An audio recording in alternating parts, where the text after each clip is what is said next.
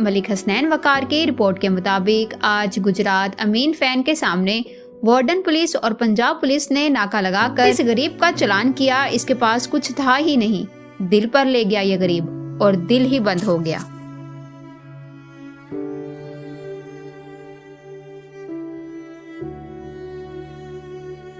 भाजी बंदा जाता रहा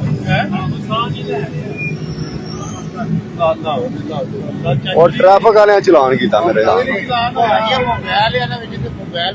मोबाइल का नंबर कट के देखो बंदा जाता रहा। भाजी मैनू नहीं लगता बंदा, क्योंकि साह ही नहीं लेंदे।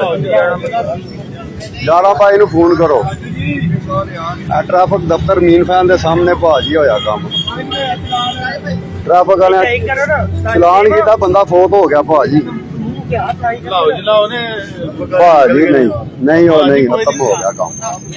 भाई वो आखता रहे ना कि मेरे को पैसे को नहीं जबरदस्ती चलान किया, गरीब बंदे थे और रोना रहा माफ कर दो। उन्हें नहीं छोड़ जाओ, उन्हें बड़ा चलान दिया 2000 भाई ऊपर जमा